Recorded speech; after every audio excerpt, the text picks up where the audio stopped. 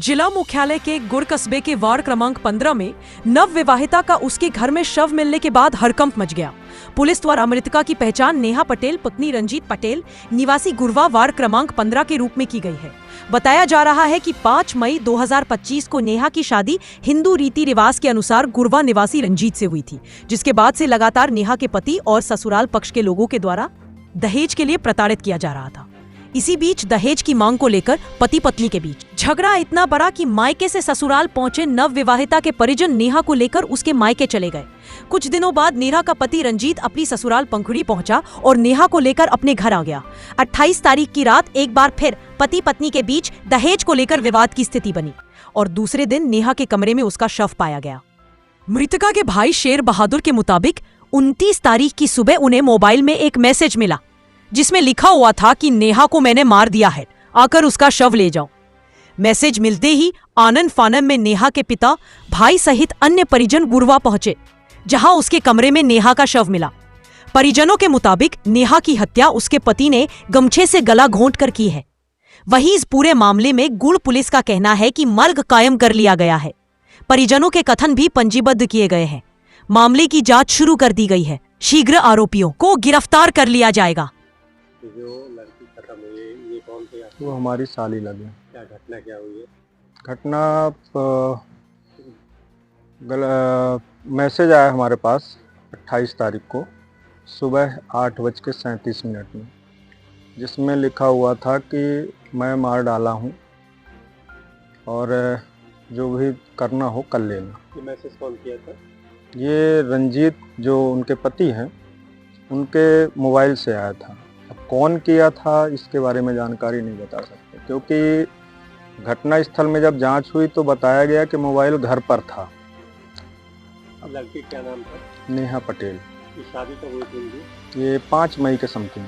क्या विवाद क्या था, क्यों मार डाला, क्या चाहते थे? अब सर इसमें विशेष जानकारी तो अपने पास नहीं है, पर अब थोड़ा बहुत जो भी बात होती रही है तो लड़ाई झगड़ा, कुछ दहेज की बातें, यही सब बातें होती रही हैं।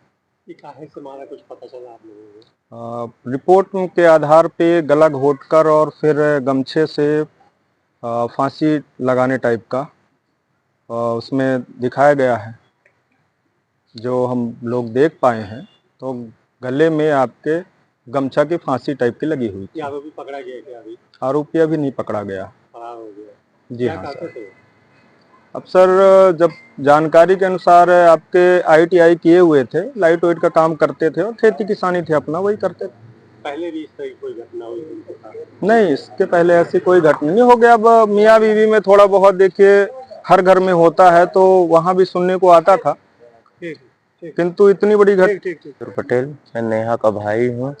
ये यहाँ पर नेहा पटेल की शादी ये गुड़वा में हुई थी रंजीत पटेल के साथ, जिसमें से दहेज की मांग की गई थी, जिसमें से पूरा न करने के बावजूद 5 मई 2025 को हुआ था। 5-6 महीने हुआ था, 1 महीने के समथिंग लड़ाई झगड़ा चल रहा था। उसके बाद अभी सुलझ करवा दिए थे तो वो नहीं माने। इनके पिताजी ने अपने लड़के को उकसाया और उसने अपने लड़के ने 28 मई को रात को नेहा को सब मिलकर गमछे से बांधकर फांसी दे दी और इसमें पुलिस अभी कोई कार्रवाई नहीं कर रही है। उन्होंने जो मैसेज भेजा वो उनके जीजा को भेजा, ऐसा कि उन्होंने एक मैसेज भेजा कि उनने एक मैसेज भेजा है कि जो तुम्हें करना हो कर लो, मैंने तुम्हारी नेहा को मार डाला है, आ जाओ। और उनके पिताजी से मैंने फ़ोन लगाया तो मेरे सिस्टर की भी फ़ोन बंद था और मेरे उसका रंजीत का भी फ़ोन बंद था। इनके पिताजी को लगाया तो व्यस्त था। फिर इनके पिताजी ने लगाए सुबह तो बोले कि अभी वो रात को 10 बजे से ही फरार हैं। फिर बाद में हमने गाड़ी लेके निकले, जैसे बाईपास से होकर आए तो उनके पिताजी बोले कि वो तो मार के भाग गया है। ऐसे ये सब घर वाले झूठ अफवाह फैला रहे हैं। दहेजी कारण है या कोई और कारण था? ये दहेजी कारण था। नहीं तो आपको, आप भाई हो, आपके माता पिता हैं, इनको मैसेज दे सकते थे, जीजा को मैसेज क्यों भेजा? जीजा को इसलिए मैसेज भेजे थे क्योंकि सुलझ जीजा आए थे करवाने 1 महीने पहले कि लड़ाई झगड़ा मत करो, तो वो गुस्से में आकर जीजा को उसने मैसेज भेजा कि तुम अपनी इसकी बॉडी ले जाओ, तुमने आए थे सुलझ करवाने के लिए। तो क्या आरोपी अभी पकड़ गया? आरोपी अभी नहीं पकड़ा है, फरार है। आरोपी बोल रहे हैं कि मैं ढूंढ रहा हूं, लेकिन आरोपी नहीं पकड़ा गया है और बॉडी को जला दी गई है। आज अभी बॉडी को जलाने के बाद आज FIR हो रहा है। गांव में नवविवाहिता की हत्या हो गई है, क्या कुछ मामला? थाना गुड़ अंतर्गत पुलिस को ये सूचना मिलती है कि गुड़वा गांव में एक महिला की हत्या हुई है। तत्काल मौके पर पुलिस पहुंचती है तो ये समझ में आता है कि एक महिला जो कि एक नवविवाहिता है, उसकी मई में 2025 में ही शादी हुई थी। संदेहास्पद परिस्थितियों में जो है शव मिलता है। तत्काल जो है वरिष्ठ अधिकारियों को थाना के द्वारा अवगत कराया जाता है, जिसपे वरिष्ठ अधिकारी, फॉरेंसिक टीम, तहसीलदार इत्यादि जो है मौके पर पहुंच के उन सभी संदेहास्पद परिस्थितियों का मौका मुआयना करते हैं।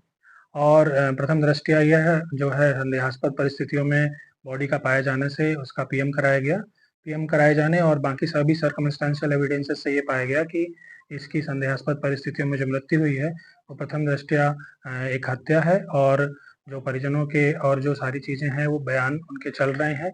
इसमें जैसे भी आगे परिजनों के और जो तथ्य और सबूत सामने आएंगे उसके अनुसार विधानुसार कार्रवाई की जाएगी। पति मौके से फरार हो गया था, संभवतः उसी ने घटना को कारित किया है और हमारी 2-3 टीमें लगातार पति की सर्चिंग कर रही हैं और जैसे ही वो मिल जाएगा उसको गिरफ्तार अग्रिम नैदानिक कार्रवाई की जाएगी।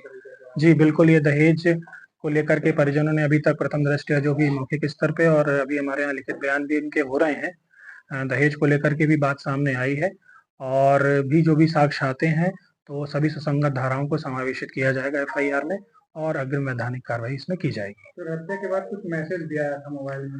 जी बिल्कुल, उसने अपने जीजा मतलब कि साड़ू भाई के फ़ोन में एक मैसेज मिला है और उस मैसेज की तस्दीक कराई जा रही है।